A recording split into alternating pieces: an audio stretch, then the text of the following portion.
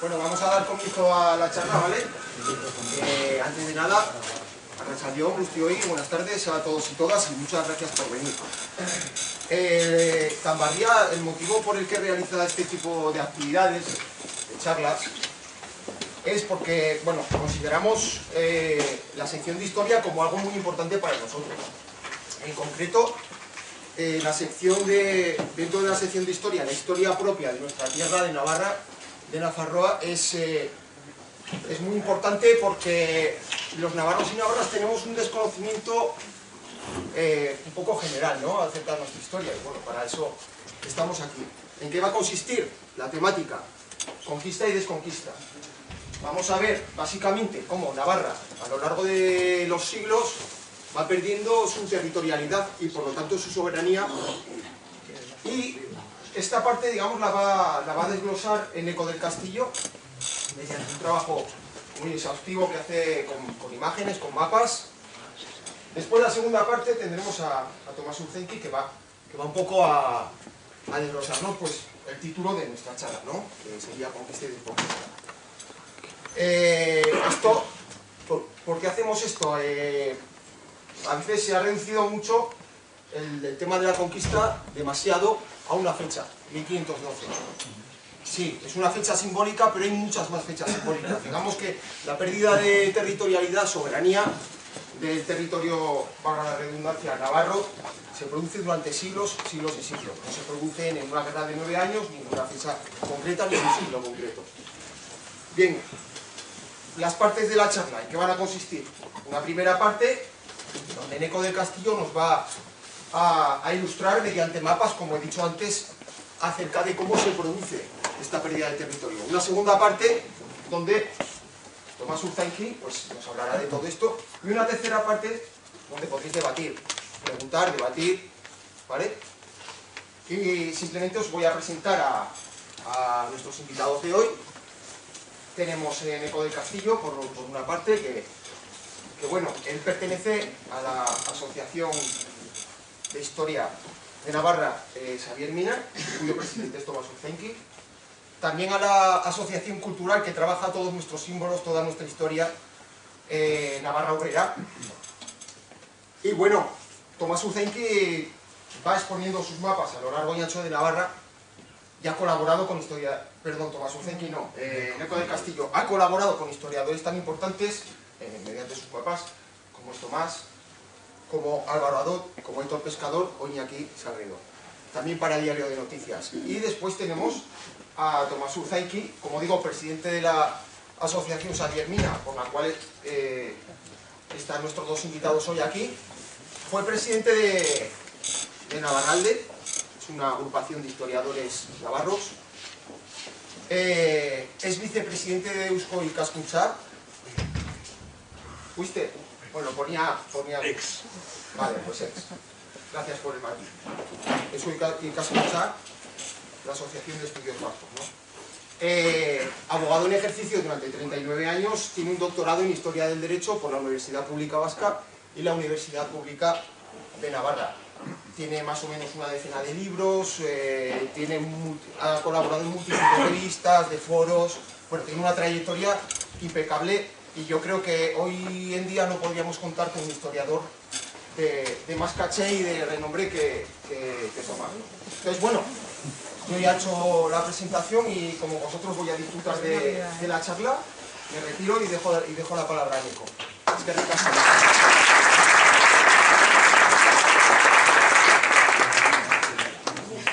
Carlos y a todos los asistentes a esta charla que vamos a hacer. Mi afición por la historia de Navarra, pues bueno, es una cosa que viene desde pequeñito, pero últimamente han sido los 5 últimos años que he trabajado el tema de los mapas, buscando, bueno, mapas antiguos, comparando con otros textos, corrigiéndolos y bueno, os voy a presentar un poco el trabajo que he preparado para aquí. A ver si nos vemos bien. Este más o menos pues, podría ser el mapa de Navarra si no se hubiera sufrido ninguna de las conquistas. Vamos a verlas. La territorialidad histórica de Navarra, esto sería la capital. actual, pues todos conocemos el mapa actual de lo que es la comunidad foral. Es el único territorio de toda Navarra que mantiene el nombre de Navarra.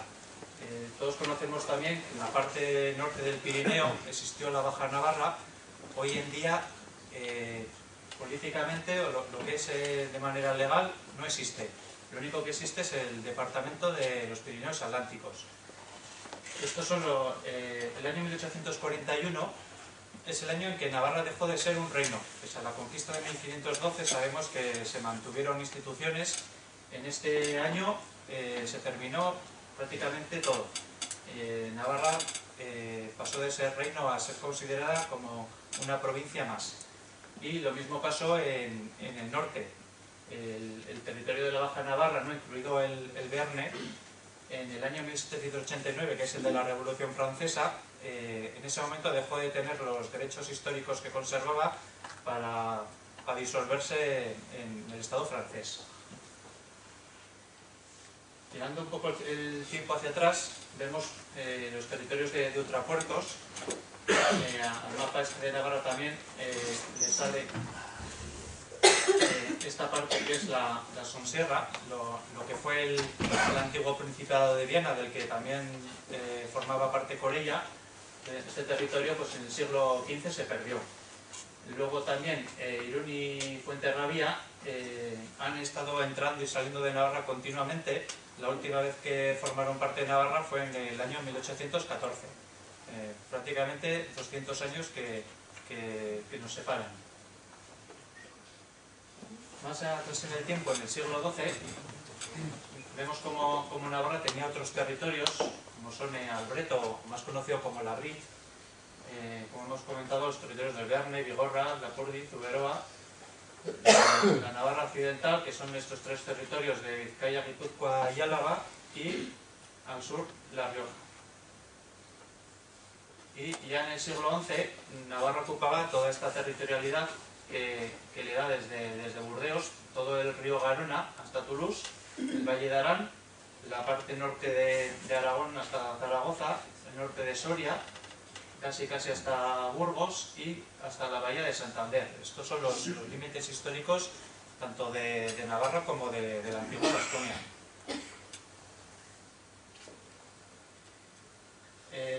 El nombre de Vasconia y Navarra prácticamente pasa como en otros países de Europa. El actual estado de Portugal es la antigua Lusitania. Lo mismo Francia, cuando hablamos de Francia, pues es prácticamente la antigua Galia. Alemania, Germania, ¿no? Son dos nombres que son sinónimos. Lo único que el nombre del estado, desde el siglo XII, 1162 más o menos, el nombre oficial de este país es Navarra. Esto quedó fijado desde entonces y en principio es el nombre que sigue vigente. El nombre de Vasconia, como decimos, es el anterior, ¿no? Lo mismo que os he comentado, ¿no? A los de Portugal, los portugueses, se les llama también lusos, a los franceses, valos. Con nuestro calificativo en latín pues sería vasco, vascón, y el político navarro. Aquí tenemos la antigua Vasconia con todos los pueblos que la ocupaban. Estos serían los Pirineos. Al norte prácticamente todos estos pueblos se les llama aquitanos, y aquí los más conocidos son los vascones. Tenemos otros pueblos como los verones, osetanos, que ocupaban estas tierras, y al final la historia ha hecho que se terminen a todos conociendo como vascones. Luego a nuestro alrededor pues teníamos los celtas, ¿no? Los celtas y los galos es lo mismo. Y en el sur teníamos a los iberos, que eran también, igual que los vascones, pre-europeos, y los celtas pues, son unos pueblos que llegaron del norte de Europa y del centro.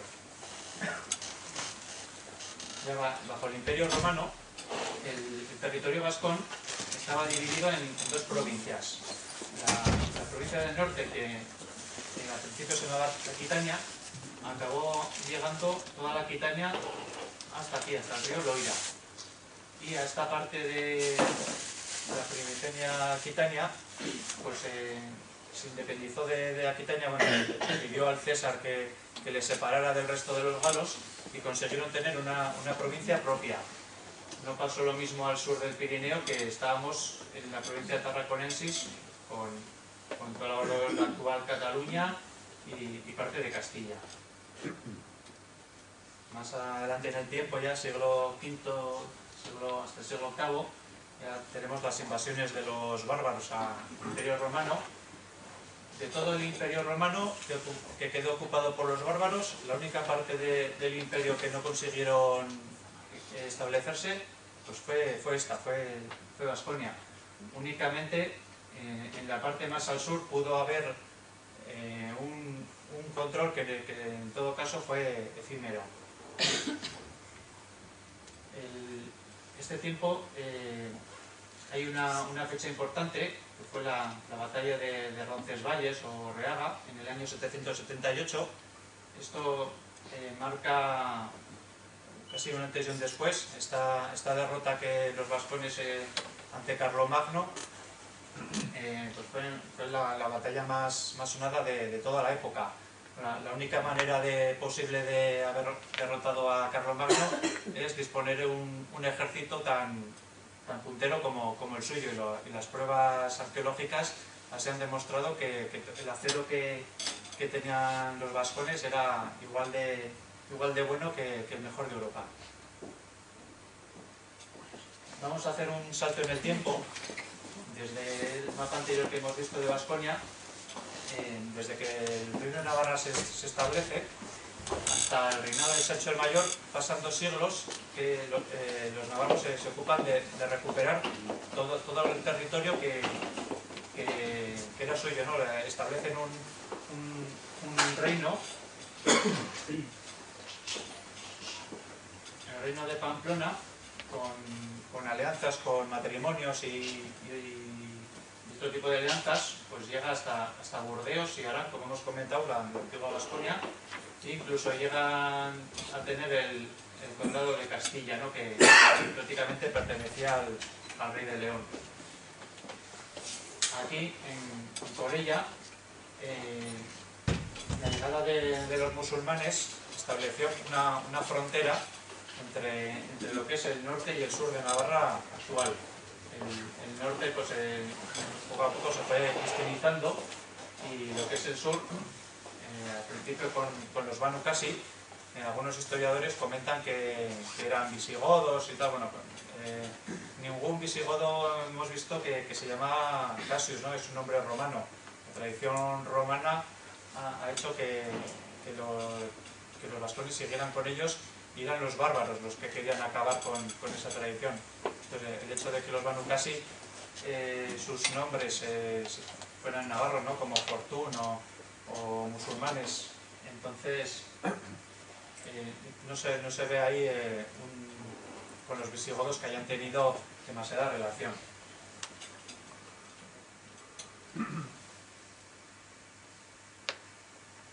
En este año, entre 1054 y 1076, tenemos cuando el rey Sancho el Mayor muere, no divide el reino.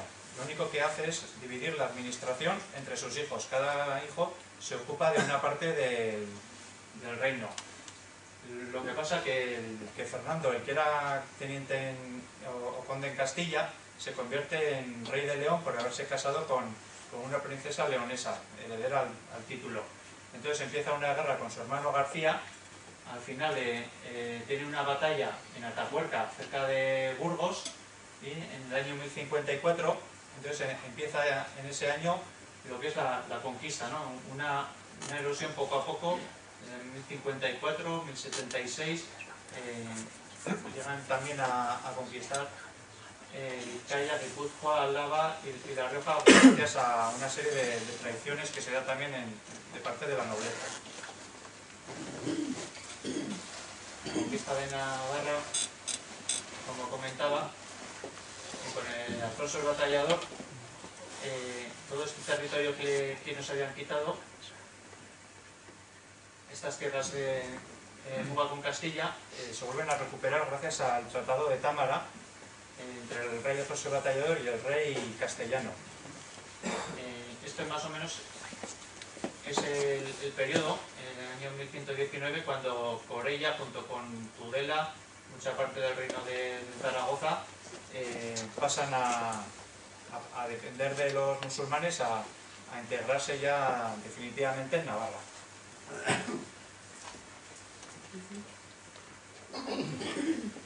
Sin embargo, a la muerte de Alfonso el Batallador es cuando empieza la verdadera conquista. Por este lado, el conde de Barcelona, y por este otro lado, el rey de Castilla, se alían el rey de Castilla y el conde de Barcelona y acuerdan dividirse Navarra entre los dos.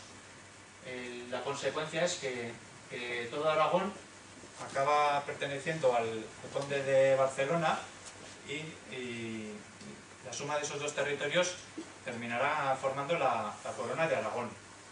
Y lo mismo pasa con Castilla, unida con León, terminan conquistándole a Navarra todo lo que es la parte más occidental, incluida La Rioja. Entre esto es en el siglo XII. Vamos a ver un poco la parte que más nos toca a nosotros. Este sería el plano aquí de la ribera, y estas fronteras, este territorio es el que estaría disputado entre navarros y aragoneses. Esta guerra que duró, pues, como vemos aquí, entre el 34 y el 59, pues el conde de Barcelona ocupó toda la zona de Tarazona, hasta el Moncayo, la zona de Borja, Tauste hasta Alagón. Estas vemos que son las fronteras antiguas de la antigua Vasconia. No sé si sabréis que son muy conocidas los jinetes de Egea, que eran conocidos como que eran los vascones que ayudaron a los romanos a tomar varias ciudades, y algunos de ellos pues tenían los nombres vascos como Eneco mismo, aquí en Egea. Pues lo de hecho, ¿no? La frontera que tenemos actual de hoy pues viene de estas guerras entre navarros y aragoneses de ese tiempo. Aragoneses, pero comandados por el conde de Barcelona. Luego tenemos el resto de La Rioja. Esta parte de aquí de La Rioja Alta fueron unos tomas y dacas. Los navarros conseguían recuperar ese territorio, luego los castellanos volvían a avanzar, y en el año 1179 pues quedó fijada la frontera en el Ebro. Es una frontera que, como sabéis, pues desde entonces prácticamente hasta hoy. Únicamente en el siglo XIII, durante un periodo, un periodo de unos 5 o 6 años, se volvió a recuperar La Rioja. Es un territorio que todos los reyes navarros, desde el primero hasta el último, han reivindicado a Castilla que devolviera el territorio que todos los pactos anteriores con Castilla se había dejado firmado que estos territorios eran de Navarra. Avanzamos un poco en el tiempo y tenemos la conquista del año 1200, que fue la conquista de Vizcaya, de Guipúzcoa y de Álava, ¿no? Que acabó en el año 1200 con la toma de Vitoria, que sufrió un asedio de más de 9 meses. En él los vitorianos aguantaron hasta que el rey Sancho el Fuerte les dio el permiso para rendirse. El rey Sancho el Fuerte había ido hasta África a buscar apoyo del único aliado que le quedaba. Al norte, que su aliado era el rey de Inglaterra, que tenía dominada toda la Gascuña, era Ricardo Corazón de León, era cuñado suyo, y al haber fallecido perdió esa alianza. Y ya lo único esperanza que tenía era que los musulmanes atacaran Toledo y poder liberar Vitoria. Como no lo consiguió el apoyo, pues entonces se perdió toda esta zona de lo que se conoce como la Navarra Occidental. Y ya damos un salto en el tiempo hasta el siglo XV-XVI. Como vemos, Castilla sigue erosionando el territorio navarro, conquistó lo que es la Sonsierra, incluidos los Arcos. La población de los Arcos y las villas de su alrededor no le fueron devueltas a Navarra hasta el año 1753. También se pedía esta devolución de la Sonsierra, sin embargo Castilla siempre se ha negado a devolver a Navarra sus territorios. Luego esos territorios que tenemos al norte, ¿no? Volvemos a la Gascuña. Esta parte estaba tomada por los ingleses durante 300 años y después de la guerra de los 100 años entre ingleses y franceses es la primera vez que los franceses ya empiezan a tomar estas tierras. Sin embargo, las tierras de Gascuña siempre se han sentido más cercanas a Navarra que a Francia. De hecho, en todo este territorio no se hablaba francés sino gascón. Y la mayoría de los gascones hasta el siglo XX no han aprendido a hablar francés. Luego, estos territorios, en este escudo de Navarra, son los territorios de Albret, Albret o Labrit, esa zona de aquí, luego los condados de Foix, Bearne y Begorra. Siempre se pone el escudo de Navarra en primer lugar, ya que es el territorio más importante, es un reino, y los demás eran pues, posesiones, eran señoríos. Sobre la conquista de 1512 no me voy a alargar demasiado porque es un tema que ya seguramente ya habéis visto hace 2 años. Únicamente comentar, hubo 2 entradas principales, la primera del duque de Alba desde Álava, que llegó a Pamplona, y la parte que nos llega aquí a la Ribera fueron las fuerzas del hijo de Fernando de Aragón, que era arzobispo de Zaragoza. Entró por Tarazona y tomó pues, Cascante, Corella y finalmente Tudela en septiembre, prácticamente mes y medio después de perderse Pamplona. Los reyes, habréis oído seguramente que huyeron, que eran franceses. Bueno, todo lo contrario. El rey de Navarra no huyó a Francia, fue a su territorio de Bearne y en solo 2 meses, con las limitaciones de la época, pudo conseguir un ejército de 20.000 hombres para intentar recuperar Pamplona. Esa recuperación no llegó a producirse del todo, ya que se les echó el invierno encima y tuvieron que volver, aparte que los aliados franceses pues, no estaban muy por la moral de seguir. Pasaron otros intentos como el de 1516, en el que el mariscal de Navarra fue apresado.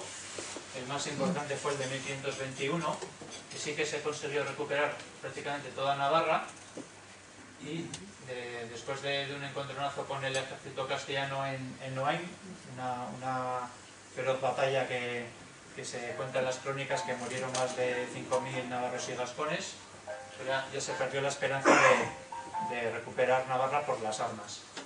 Los últimos focos de resistencia pues fueron en el castillo de Amayur en el 1522, en Hondarribia en el 1524 y únicamente en la parte de ultrapuertos. El hecho de que en los registros desde el año 1527 no hay registro de que se consigan los españoles cobrar impuestos, se da esta fecha como de la independencia de esta parte. Y ya tenemos aquí el mapa que queda a partir del siglo XVI. Tenemos a Navarra dividida en 2. Esta parte continuó como reino adscrito a Castilla y una vez que estaba en Castilla pues le decían al rey, no, ya nos habéis conquistado, ahora devolvernos todo lo que es nuestro, ¿no? Vizcaya, Guipúzcoa, Álava y La Rioja. Sin embargo, como comentó, los castellanos siempre se han negado a ello. Y al norte, lo que es la Baja Navarra junto con el Bearne, hasta el año 1620, lo que son 100 años más prácticamente, consiguió ser independiente La corte de Po se convirtió en una de las sedes europeas más importantes. Incluso hay un trabajo de William Shakespeare, que es Trabajos de amor perdidos, en el que dice una famosa frase que conocida por muchos, que es que Navarra algún día asombrará al mundo. Esa era por la corte que se había instalado en Po. Ahí acudían al refugio de las inquisiciones de toda Europa, pues de cantidad de artistas y pensadores. Ahora mismo que hemos comentado al principio del nombre de Baskonia y de Navarra, el nombre étnico, el nombre político, este sería el nombre de la cultura, ¿no? la tierra del euskera. Aquí vemos el territorio cuando en el siglo XVI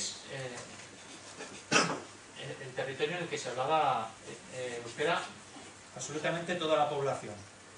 De esta línea que marcan Acedo, Estella, Artajona, Tafalla, de aquí para arriba eran todos euskaldunes monolingües.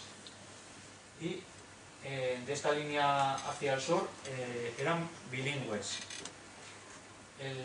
Este registro lo hizo la Iglesia para mandar curas o romanzados o vascongados, o que hablaran romance o que hablaran vascuence.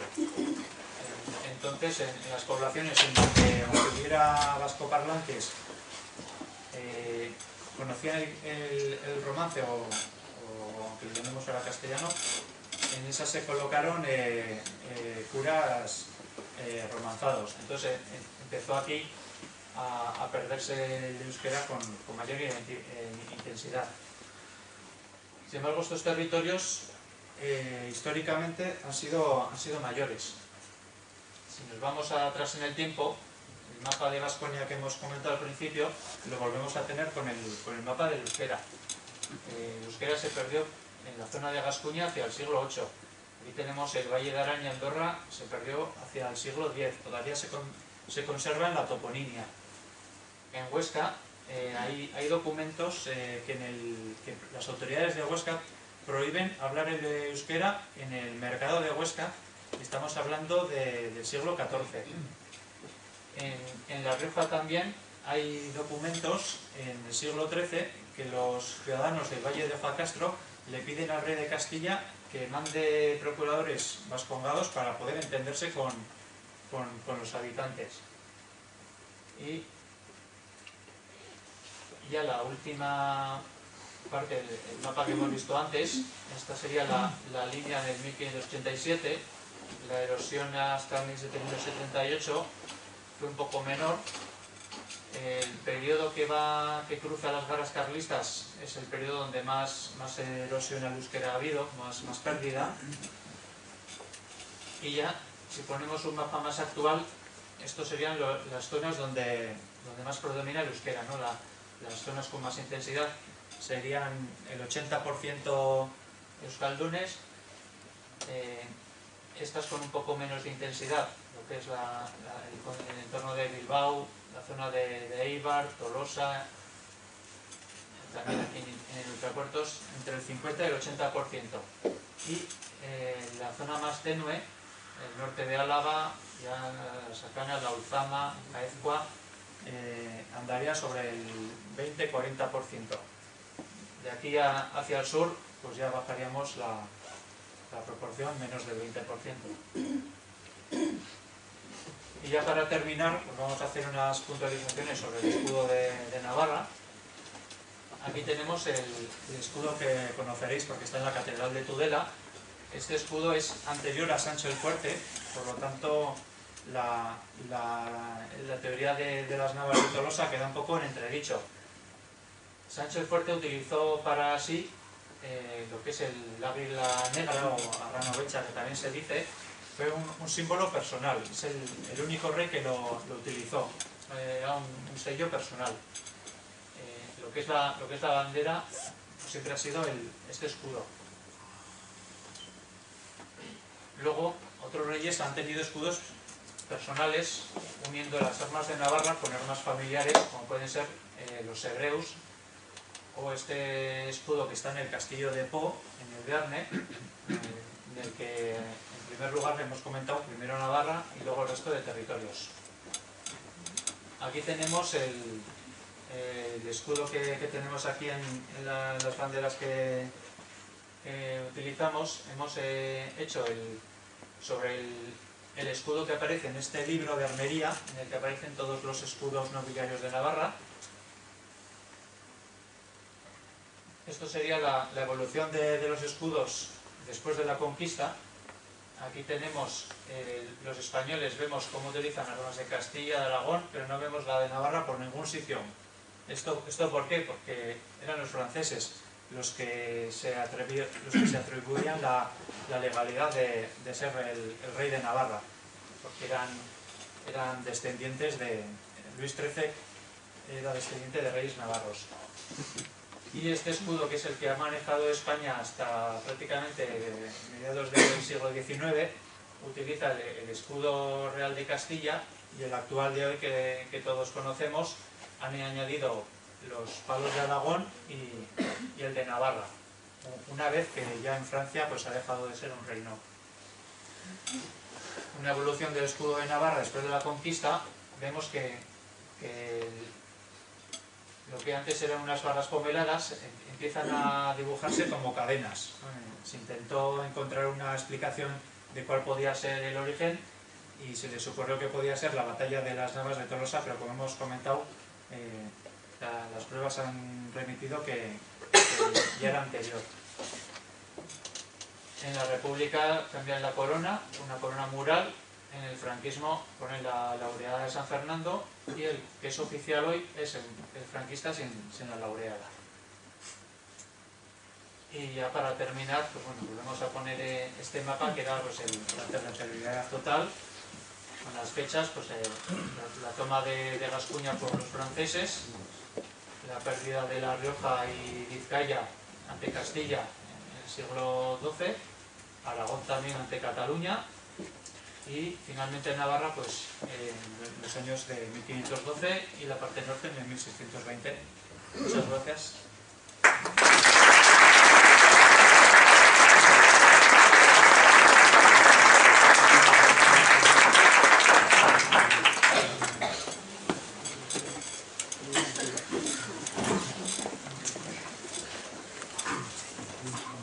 Gabón de Nori, eta eskerrik asko etortzeagatik. Buenas noches a todos y a todas por haber acudido a estas conferencias. Agradecer a Carlos su generosa presentación y también a Josu reiterarle el agradecimiento, porque hace 17 años me trajo para hablar de historia de Navarra a esta ciudad de Corella, y también con muchísima asistencia como hoy, y creo que estamos en la brecha, explicando la historia de nuestro país, porque hay mucho que hacer, hay mucho para conocer, y como hemos tenido hoy el privilegio de escuchar, siempre lo es, a mi compañero Eneco del Castillo, que es una delicia que en tan poco tiempo nos explique lo que le ha ocurrido a nuestra Navarra a lo largo de 2000 años, y que además realmente es nuestro presente también. Aunque parezca que las conquistas son algo del pasado, ha habido gente que ha tenido que reconocer que hace 500 años, en 1512, conquistaron la actual Navarra, lo que queda de ella, la Navarra reducida, también llamada Alta Navarra, pero ya hemos visto que es mucho más.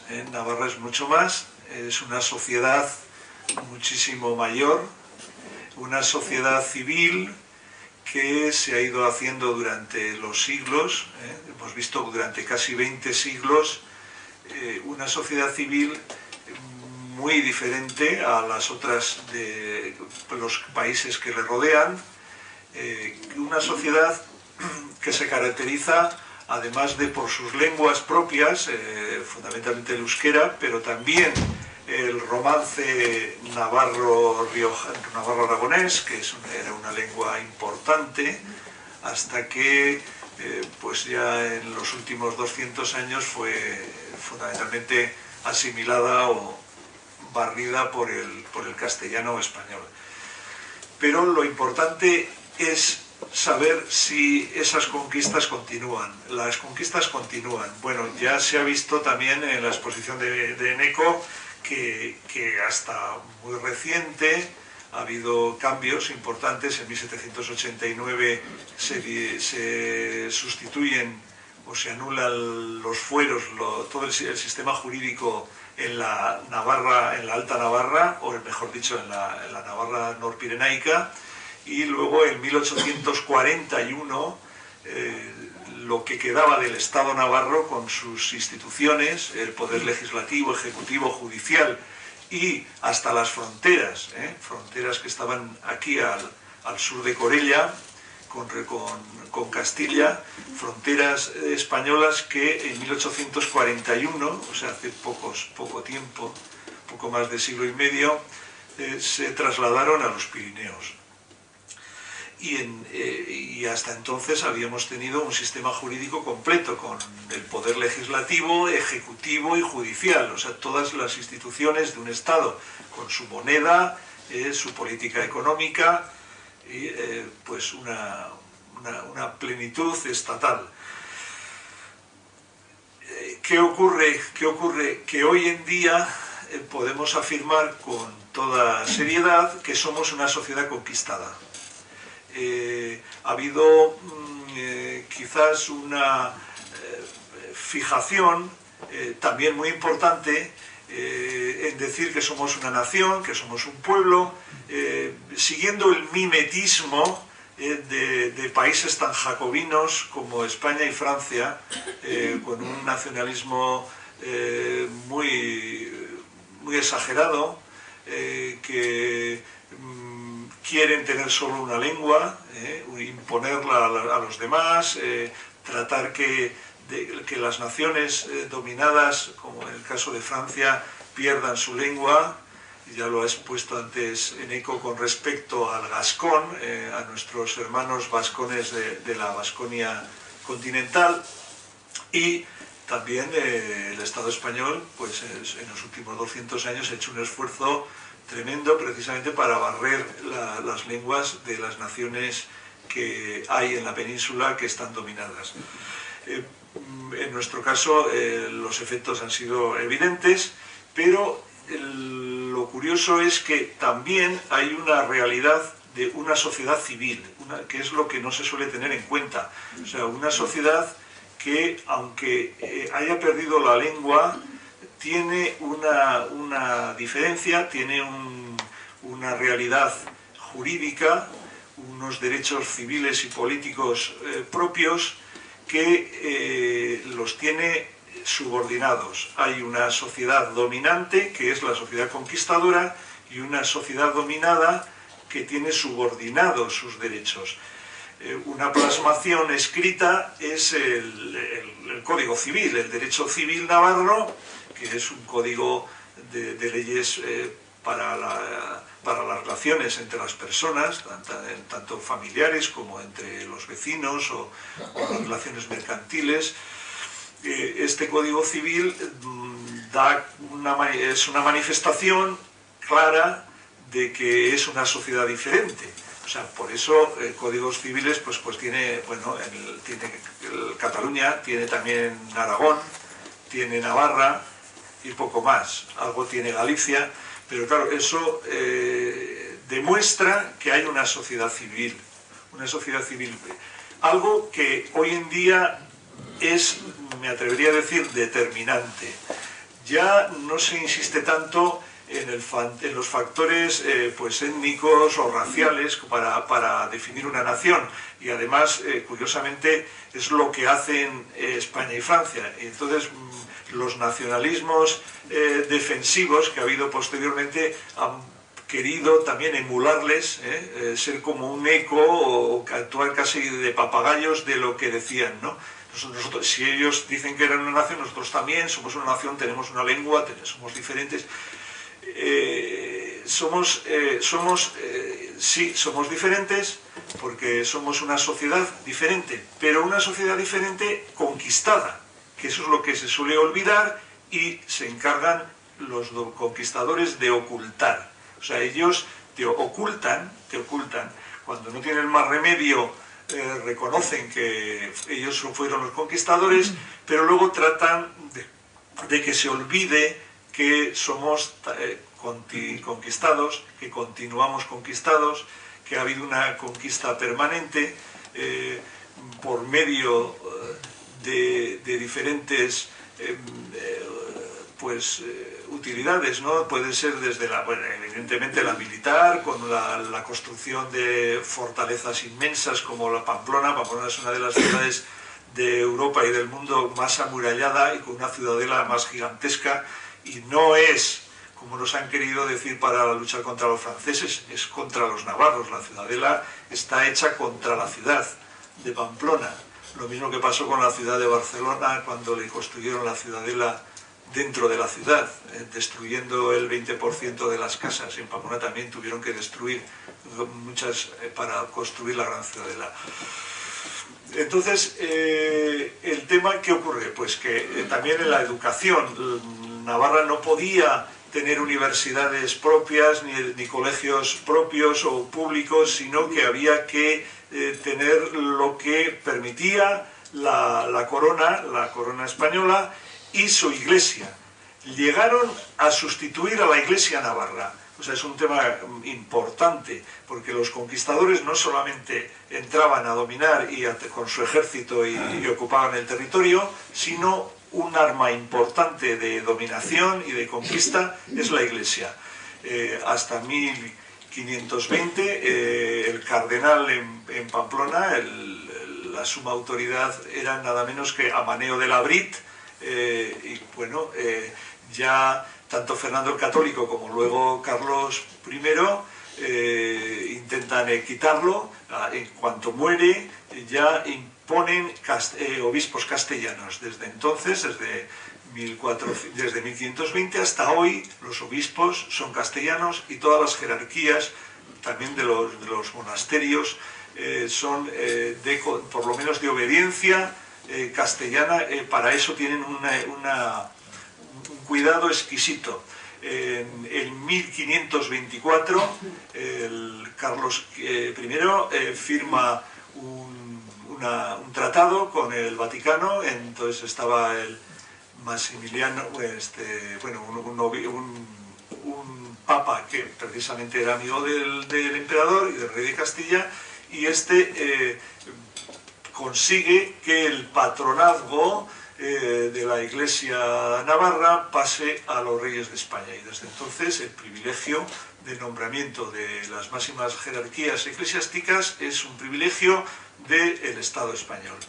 Entonces, de ahí la importancia que tiene la conquista. O sea, influye hasta en la Iglesia, hasta en la religión que tienen los ciudadanos del país conquistado.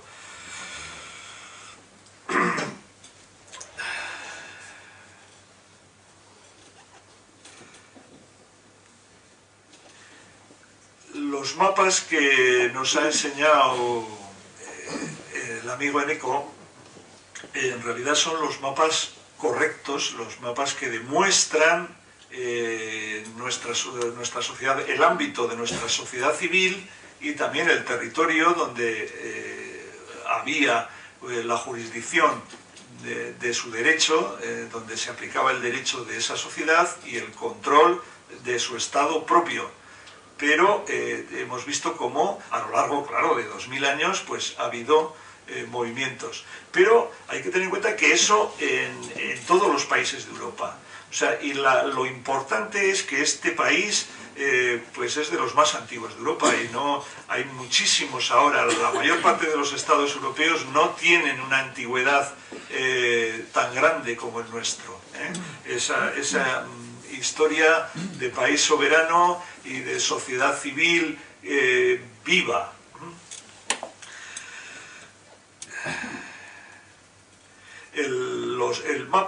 los mapas que por otro lado no los ha enseñado Eneco, pero son los oficiales, los mapas del Estado español con sus provincias, aprobado en 1832 por el proyecto de Xavier de Burgos.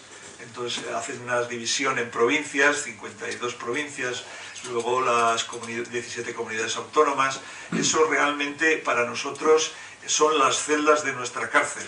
O sea, nosotros no podemos reconocer ninguna legitimidad a esas fronteras que, curiosamente, en la realidad no reflejan a la sociedad civil que vive por debajo de esas rayas establecidas de manera absolutamente arbitraria sobre el mapa, sobre un papel en la mesa de los políticos del Estado centralista.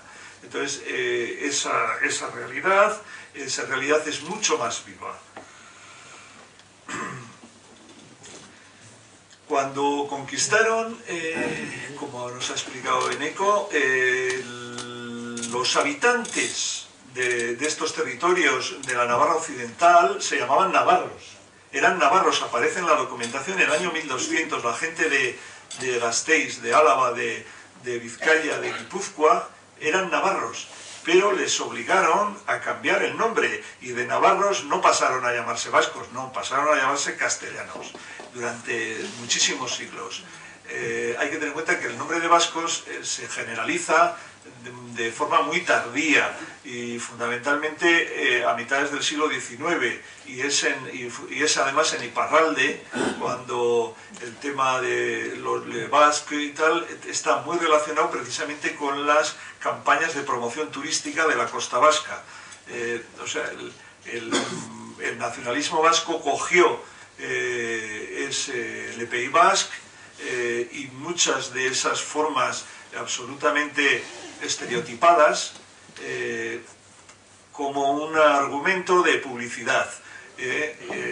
Esto es importante porque, como veremos, la sustancia, la fuerza, la verdadera autoridad, la verdadera legitimidad está en lo que hemos conocido nosotros como fueros.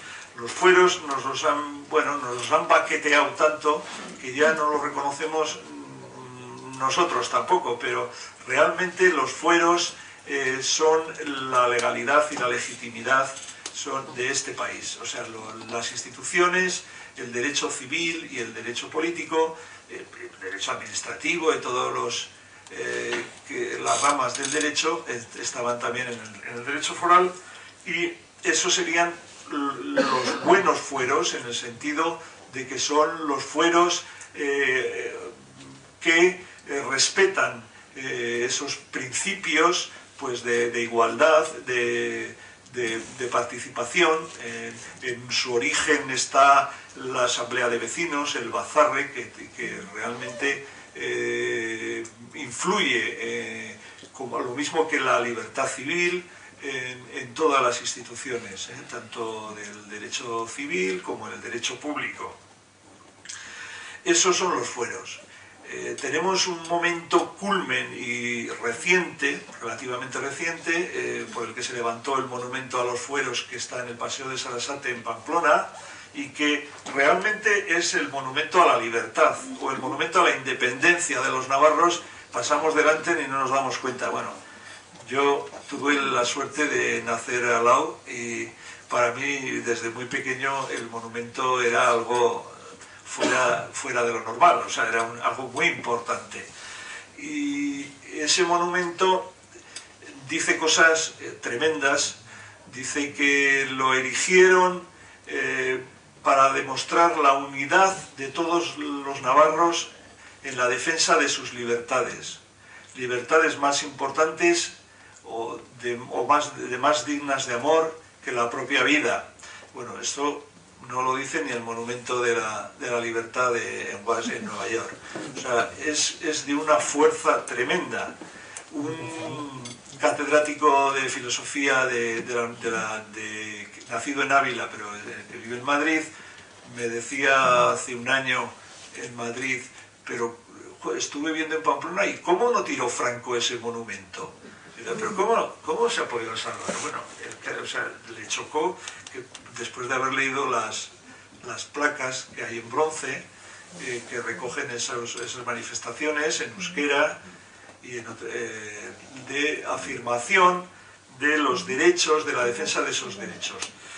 Lo que ocurre es que nos han vendido luego fueros de Matute que no son ciertos. Le llaman fueros a cualquier cosa. El famoso pacto foral, que en realidad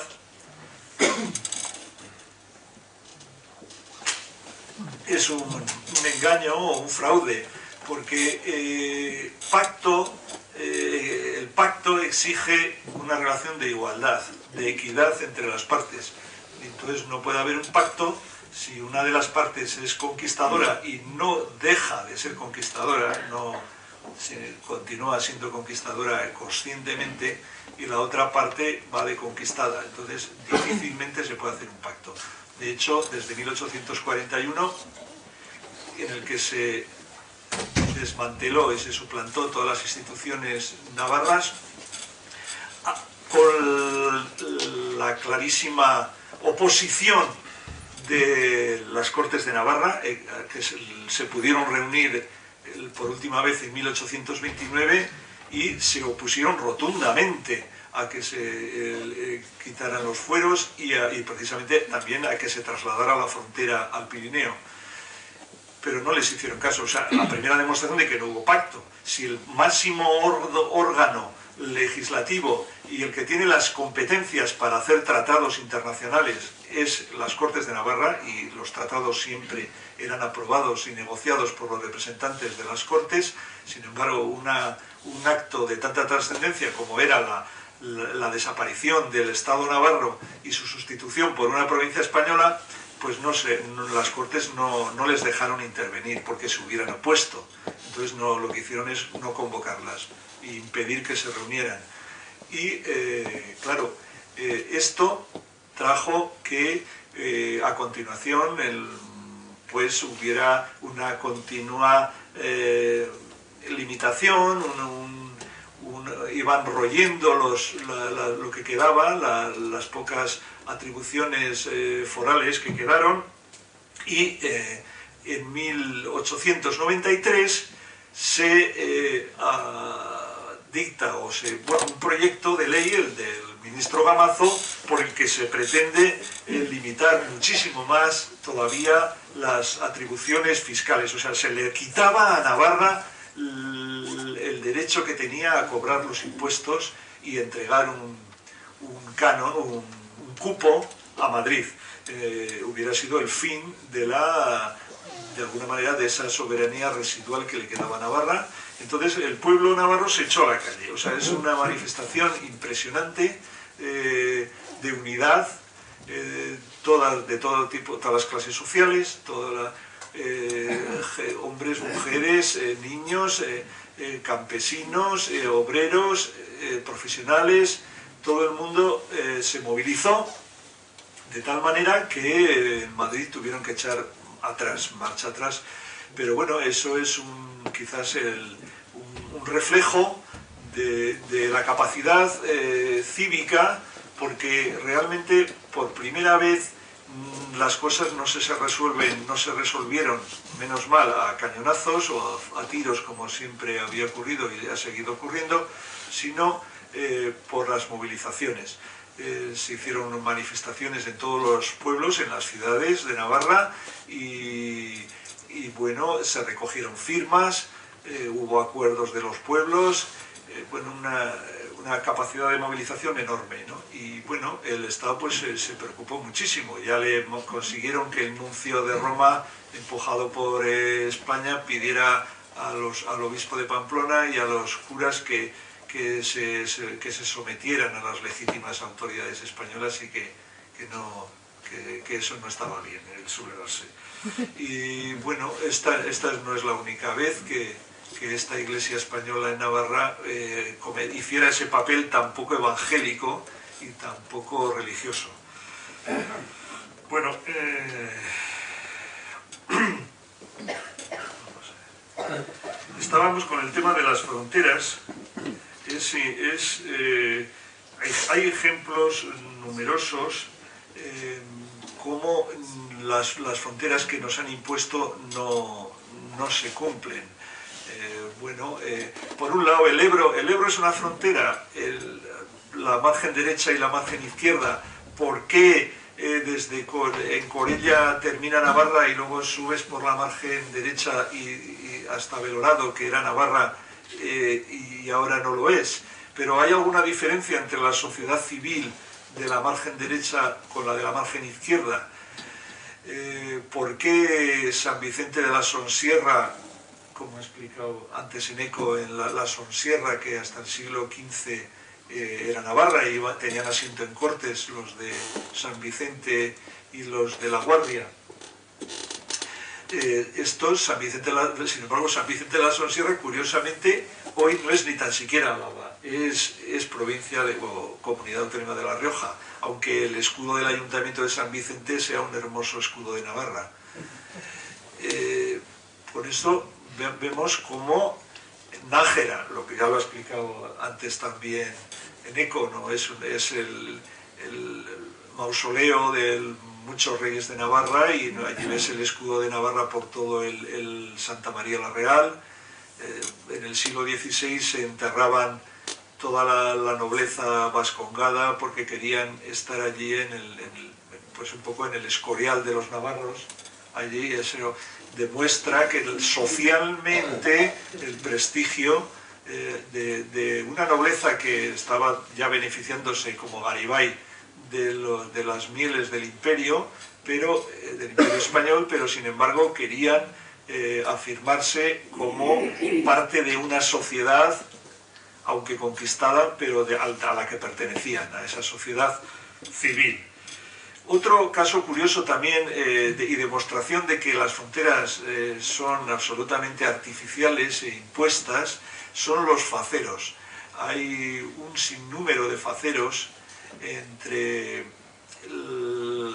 la parte, sobre todo en la parte de Álava, con La Rioja y con Burgos, ya en Miranda de Ebro, todo el valle de Valdegovía, Losa, Ayala, la Sierra Salvada, la Sierra de Toyo. Ahí hay todo lo que es la línea fronteriza entre la Diputación, entre la provincia de Burgos, que curiosamente la provincia de Burgos, de la que era el ministro que hizo las provincias, claro, le puso 18.000 kilómetros cuadrados, más grande que toda Navarra y las vascongadas juntas. O sea, es el patriotismo que tenía el burgalés, ¿no? Entonces, pero claro, toda la parte que iba al norte de Burgos había pertenecido hasta 1832 a la provincia de Álava, por ejemplo. Y eso, ahora curiosamente, algunos defensores de nuestras esencias patrias, pues se olvidan de que esos territorios son también parte de nuestra sociedad. O sea, toda gran parte de la actual provincia, del norte de la provincia de Burgos, y para todo lo que es también los alrededores de la Sierra de la Demanda, de La Rioja y tal. Bueno, llega a tal extremo que esos faceros... Facero es una institución navarra parecido a las Bardenas, o sea, es un territorio con los pueblos congozantes tienen derecho a ese territorio para explotarlo, ¿no? Los vecinos de los pueblos. Pero eso está toda Navarra llena, igual no es tan famoso, no son faceros tan famosos como el de las Bardenas, pero es una forma jurídica propia de nuestra nación. Y claro, ¿qué ocurre? Que cuando pusieron esas fronteras no se acordaron de que había faceros. O sea, probablemente pues en Madrid, en el despacho de Burgos, de Javier de Burgos, no tenía en cuenta que había una realidad jurídica muy sólida y que iba a ser de alguna manera vencedora a pesar de imponerle la frontera que atravesaba de parte a parte el facero. ¿Y qué ha ocurrido? Pues que en el año 1911, cuando se hace el censo, el catálogo de montes de utilidad pública en la que aparecen también los faceros, pues aparecen unos en la provincia de Burgos y otros en la provincia de Álava, pero en realidad es el mismo facero, o sea, un monte, el que sea, y una serie de pueblos que además tienen todos nombres en euskera, aunque tan nombres en euskera en la provincia de Burgos como los que están en la provincia de Álava. Los apellidos de la gente que vive en esos pueblos son iguales, los mismos, y además siguen aprovechando en común montes importantes para su supervivencia, pues donde están los pastizales, los bosques, las aguas, y que son fundamentales. Entonces, al final, a la chita callando, la realidad de esta sociedad civil ha triunfado sobre unas fronteras absolutamente impuestas, fronteras en este caso provinciales, pero que luego se han convertido en autonómicas, y algún osado, o por no decir otra cosa, pues les dirá a los de los pueblos que se han quedado en la provincia de Burgos, les llamará españoles, aunque se apelliden igual que los de Salinas de Añana, por ejemplo. Es decir, no, y a pesar de que tienen un monte en común, un facero con los de los pueblos de Burgos o de Miranda de Ebro. Entonces, siguen teniendo una propiedad indivisa en común, siguen teniendo unos pueblos con la lengua propia y unos apellidos y unas tradiciones y una forma de ver. Son la misma sociedad, pero según algunos, unos serían españoles y otros serían vascos. O sea, para que veamos la irracionalidad y lo absurdo de ese planteamiento. O sea, realmente lo que aflora es el sentido común de esos faceros que nos demuestran y son el testimonio ineludible, intangible, indestructible a través de ese derecho que es milenario y que todavía existe, porque claro, los vecinos de los pueblos, aunque unos sean oficialmente burgaleses y otros oficialmente vascos, o oficialmente castellanos y otros oficialmente vascos, pues realmente son la misma sociedad, son el mismo pueblo, la misma sociedad civil. Esto pues también ocurre todavía de forma más llamativa en la frontera que en el año 1856 acordaron los españoles y franceses en el Pirineo, 15 años después de que la frontera española pasase del Ebro, bueno, en este caso al sur de Corella, no es del Ebro, porque es evidente que Corella está al otro lado del Ebro. Entonces, pero la frontera estaba más allá de Corella, más allá de Monteagudo, claro.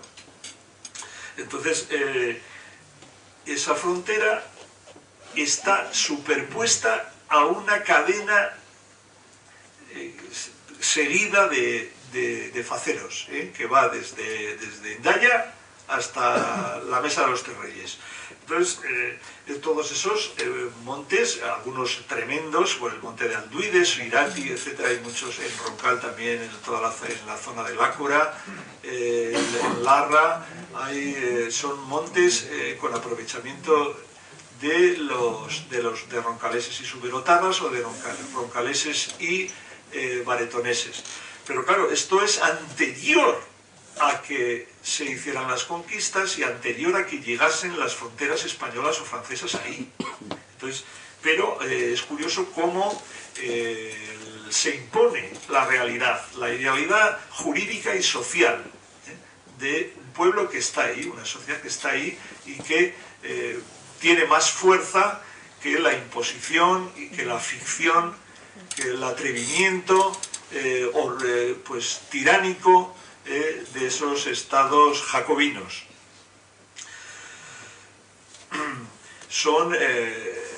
No hay más que leer el tratado de 1856, el tratado de límites, que describe los mojones, los hitos fronterizos, y allí se ve pues cómo acuden los vecinos, a la vez que estaban allí los representantes de los dos estados, los vecinos de cada pueblo, pero claro, los testigos pues todos se apellidan, pues uno se apellida Echeverría y el otro se apellida pues Marín y la Arena, y resulta que pues uno vive en Musquildi y el otro vive en Ochagavía, pero claro, así resultó.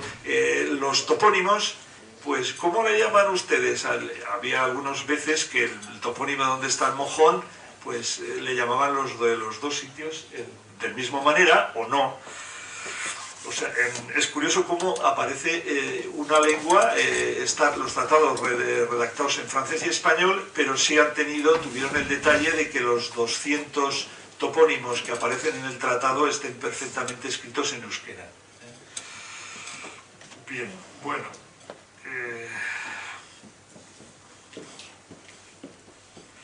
Esto demuestra que esta sociedad civil tiene una territorialidad que es la de la Navarra Osoa, no solamente la Navarra reducida que conocemos ahora, sino esa Navarra amplia que sí es el territorio de toda esa sociedad civil que continúa viva. Los fueros, como he dicho antes, son el derecho propio de esa sociedad, y la importancia que hoy tienen es decisiva. Hoy estamos viendo lo que está pasando en Escocia y en Cataluña, y Escocia y Cataluña no son más que Navarra, ni lo han sido jamás.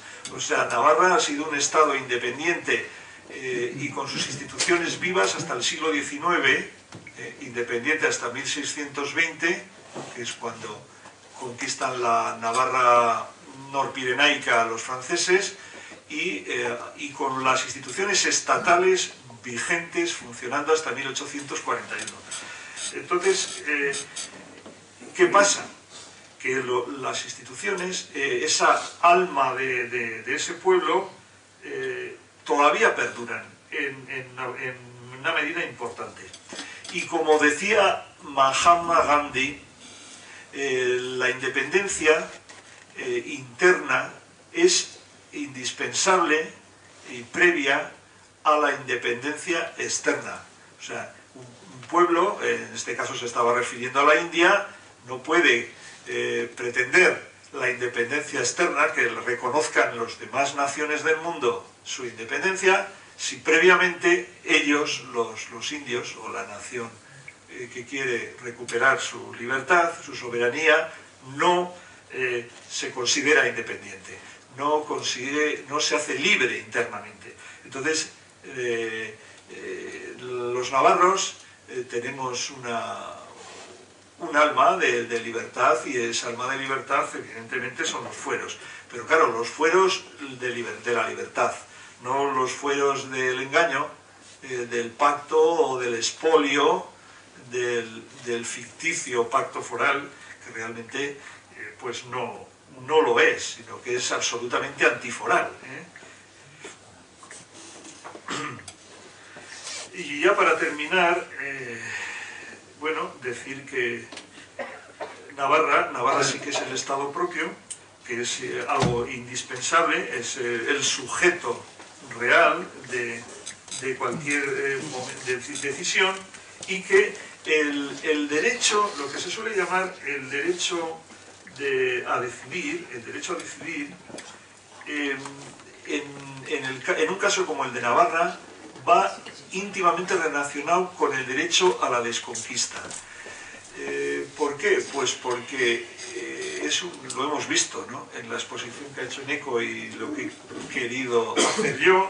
Es una sociedad conquistada, y para decidir hay que saber que estás conquistado, porque si no, no sé a qué vas a decidir. Decides sobre algo objetivo, sobre algo que existe, ¿no? y esa existencia realmente es la sociedad civil.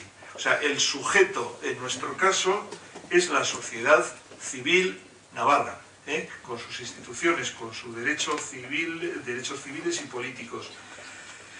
Porque Cataluña y Escocia no tienen problema al ejercer el derecho a decidir, porque sobre el objeto que deciden, o el sujeto que decide, no hay ninguna duda.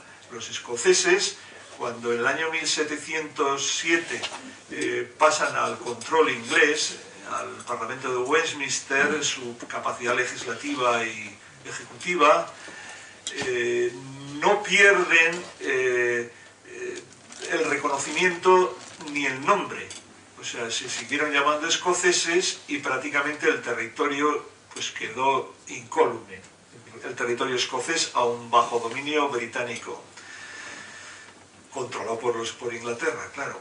Y en el caso catalán, aunque la conquista militar del año 1714 fue absoluta, y les derogaron y suplantaron todas las instituciones que también tenían estatales con sus fueros, se los arrebataron por completo, ahí no les dejaron nada. Sin embargo, han tenido, pues bueno, una suerte. Ellos tienen la unidad del territorio y tienen además también, nadie de duda de que sean catalanes. Pero aquí, y al final no sabemos ni lo que somos. O sea, que aquí ha habido un interés en dividirnos, que si somos navarros, que si somos vascos, que tal, con mucho interés. Es un interés de que esta sociedad civil se fracture. Entonces, de ahí la importancia que tiene recurrir a nuestras leyes, a nuestra legalidad, a nuestra legitimidad, a todo lo que está representado en ese monumento a los fueros, que es el monumento a la libertad, a la igualdad, a nuestras leyes, a la defensa de nuestros derechos civiles y políticos, porque de esa manera estamos hablando de algo concreto, que decidimos lo que somos. O sea, una sociedad que ha sido libre y que quiere ser libre y que tiene sus propias leyes, sus propias instituciones, que ha tenido sus relaciones internacionales, que es un Estado conocido en el conjunto europeo. Navarra tenía tratados internacionales con todos los estados de Europa, lo mismo que Escocia, hasta 1700. Entonces, ahí, como he comentado antes, en el Tratado de 1856 tienen la cara dura los firmantes de representantes de la República. Bueno, en aquel momento era el Imperio francés y la monarquía española, el Reino de España, firman que se reparten, bueno, el país que pertenecía y que tras la división, dicen tras la división de las dos Navarras. Curiosamente, pues habían sido igual los marcianos los que habían dividido las dos Navarras. O sea, como si fuese algo que fuese natural o normal que las dos Navarras estuvieran divididas. Pues evidentemente ellos dijeron que levantaban las actas de los límites y los mojones, actuando hasta con los derechos y la documentación que había habido antes de la división de las dos Navarras. Antes de la división de las dos Navarras no había división. O sea, la prueba son los faceros que les he comentado. Bueno, y termino porque hoy en día, que vamos a oír hablar mucho de Escocia y de Cataluña durante todo este año y los que vienen, pues ellos insisten en algo muy importante, que el derecho a decidir es de la sociedad civil, la sociedad democrática, y los únicos elementos o instrumentos para conseguir la recuperación de su independencia son democráticos, es única y exclusivamente democráticos, y que están basados en su sociedad y en su organización cívica, o sea, como derechos cívicos, no étnicos. O sea, y además lo dicen tanto catalanes y escoceses. Es curioso porque aquí nos han tratado de reducir un poco a una especie de reserva indígena, de algo étnico, algo así anticuado. Realmente no es así, y nuestra lengua propia, el euskera o cualquier lengua romance como el gascón, son parte de nuestros derechos lingüísticos y culturales, pero no, sin ninguna tacha de menosprecio o de antigualla, sino algo actual y muy sentido y querido por esta sociedad. Y nada más, bueno, gracias, y es que ricasco.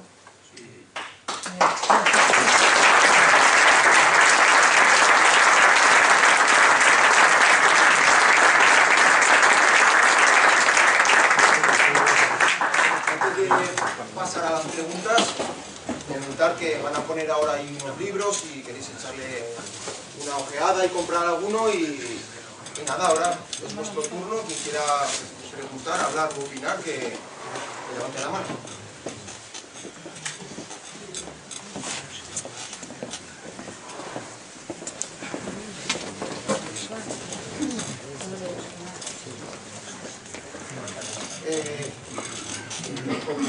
Mencionó más, me parece, el gascón. ¿En qué consistía esa lengua? Sí, bueno, yo no conozco el gascón, más o menos un poco pues, de lo que he leído. El gascón era una lengua de lo que se dice que es el conjunto occitano, el cual abarca también el catalán. Sería lo que es la parte de Gascuña, el gascón. Al lado teníamos el Languedoc, el provenzal, y al sur el catalán. Este es un conjunto de lenguas románicas que se dice. Son unas lenguas derivadas del latín, lo mismo que pueden ser el castellano o el portugués. El caso que el gascón, digamos que no solo es hijo del latín, sino que es también hijo del euskera, ya que el euskera se hablaba en esa zona antes de que llegara el latín. Entonces se puede... hay varias palabras que son parecidas. Luego ya la sintaxis, eso ya no te sabría decir, pero es un... Luego, otro tema, por ejemplo, gracias a que estaba el gascón al norte del Pirineo, aquí en la ribera, el que era el romance navarro-riojano, pues una persona, para comunicarse con el castellano, estos romances que teníamos, tanto el navarro-riojano como el gascón, pues servía un poco de puente para poder entendernos hasta el francés, ¿no? Ahora mismo, pues la línea del francés al castellano es una línea divisoria, y sin embargo las lenguas, pues una con la otra son muy difíciles de entenderse una con la otra, y estas lenguas puente que teníamos antiguamente, pues se podía entenderse las personas entonces. Con el tema del gascón sí que quería decir que hay un problema, porque el occitanismo pretende de alguna manera diluir la personalidad del gascón. O sea, el gascón es una lengua tan diferente como el occitano. Es una lengua que además ha sido una lengua de Estado en Baja Navarra y en Bearne, en los tribunales de justicia y en la documentación pública están redactadas en gascón, prácticamente hasta la Revolución Francesa hay mucha documentación, a partir del siglo de 1620 menos, pero también. Entonces el gascón está, además de lo que ha dicho Eneco, está muy emparentado con el navarro aragonés, se parece muchísimo, muchísimo. Entonces, claro, es el romance al norte del Pirineo y el romance al sur. y tiene muchísimo parecido. Si lo ves por escrito, pero se parece muchísimo. Entonces, ¿por qué? Ya pues puestos a decir en el mundo, cuando se dice occitano, que metan también el romance navarro-aragonés, porque es lo mismo.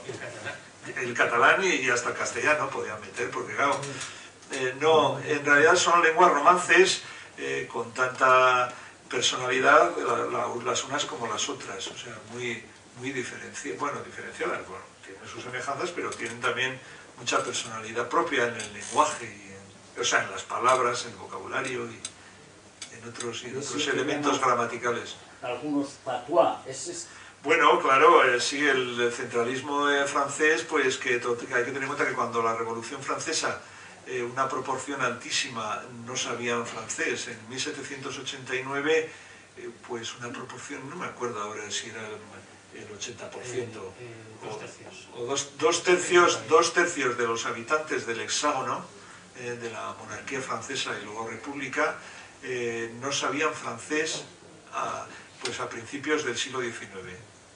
No sabían.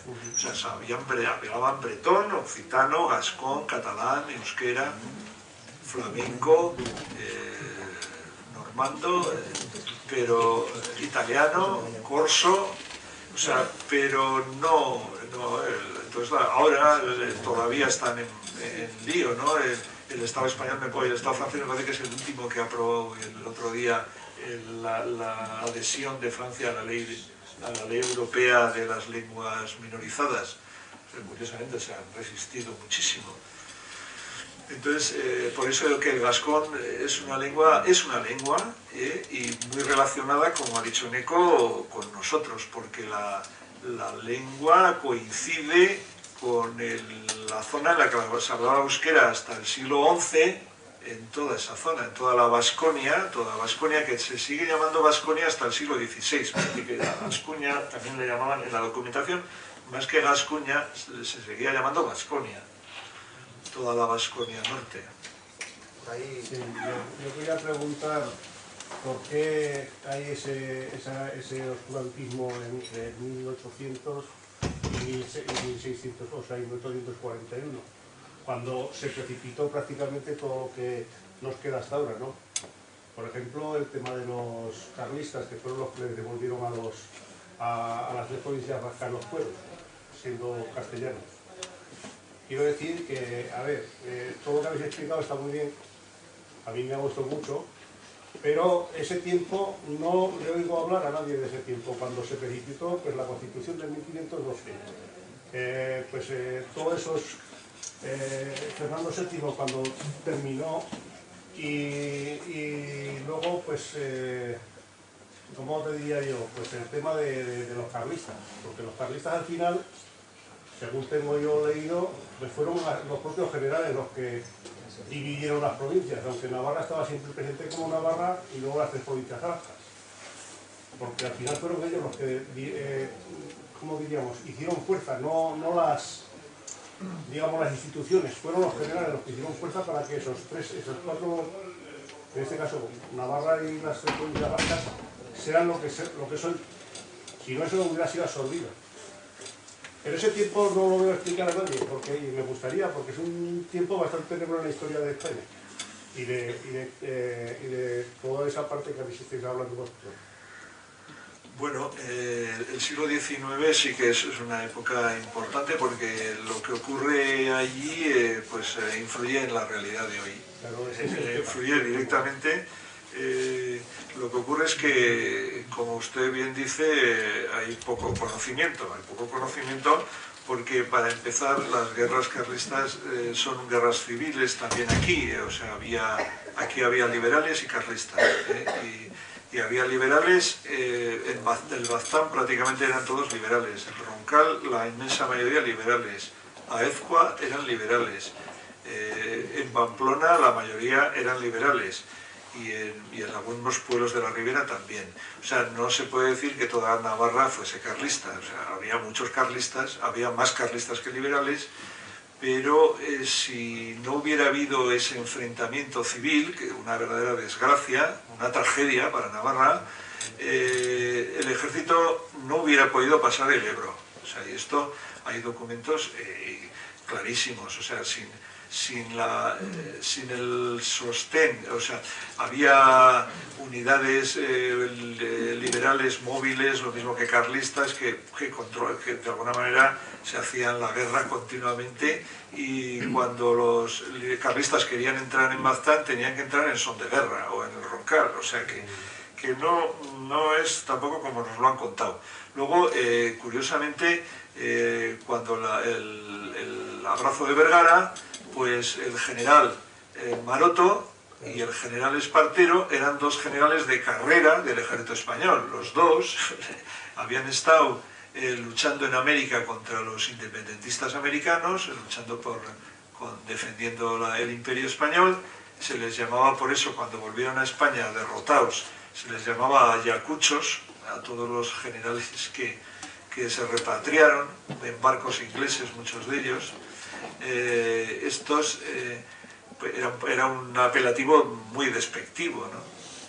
Pero curiosamente se fueron a ambos bandos. Una guerra civil que empezó también precisamente por un tema dinástico que no tenía nada que ver con este país, porque era que los seguidores de Isabel II pues no querían que fuese el rey su tío, el hermano de Fernando VII, el Carlos María Isidro, y entonces pues le apoyan a Isabel. Luego se produce el alzamiento de Carlos María Isidro con gente pues por todos los sitios, ¿no? Los realistas, que habían sido enemigos de los liberales en el trienio liberal de 1820 a 1823, apoyan a Carlos María Isidro. Pero curiosamente los liberales en 1823 son derrotados porque vienen los 100.000 hijos de San Luis, o sea, viene el ejército francés y otros europeos para derrotar a los liberales. O sea, quiere decir que hay muchas veces, yo creo que hay que relativizar, ni los liberales eran tan malos, ni los carlistas eran tan buenos, ni los carlistas eran tan malos y los liberales tan buenos. O sea, yo creo que había de todo, y eso hay que recordar. Yo creo que es importante tenerlo en cuenta, porque Espartero pues fue un desastre, ¿no? Un desastre. En 1837, cuando llega a Pamplona, marchas forzadas desde Miranda de Ebro para aplastar una sublevación independentista de los voluntarios liberales navarros que se habían alzado y habían proclamado la independencia durante un mes en Pamplona. Entonces se habían hecho con la ciudad y tenían connivencia de las autoridades civiles. Y lo que ocurrió es que, bueno, les hicieron un consejo de guerra y fusilaron a todos. Aunque perdones, ese es un tiempo en el que se amontonaron todas las circunstancias. Sí, pero quiero decir que, con esto quiero decir que las divisiones también de las provincias son absolutamente arbitrarias. O sea, Espartero tuvo la osadía de, no contento con la distribución que había hecho Javier de Burgos, la quiso modificar en 1842, o sea, 10 años más tarde, y quería llevar La Rioja hasta Estella. Y no sé si cogía pues, también por ella y tal. Y creo por ella también. Quería pasar gran parte de esta zona a La Rioja. Bueno, no existía La Rioja. Sería depender de crear una provincia alrededor de Logroño, etc. O sea, quiero decir que estos espadones tenían eran unos salvajes, además venían de matar indios y de matar criollos en América, y luego el año 42, después de haber hecho por aquí 1000 barbaridades, pues no se le ocurrió mejor cosa que ir a apaciguar a los catalanes, y bombardeó durante varios días la ciudad de Barcelona desde Montjuïc. O sea, eso es una forma muy democrática de solucionar los problemas. Lo que habéis estado diciendo, pues claro, el tema de Navarra pues es así, es un tema que está muy claro, ¿no? Pero las fronteras pues tampoco son, digamos, las rayas o la muro. Las fronteras son muchas veces la lengua o incluso la vecindad, ¿no? Pero las cosas se sucedieron así. Es una cosa de oportunidad, quiero decir yo, que no es una cosa que sea que haya venido por dejación.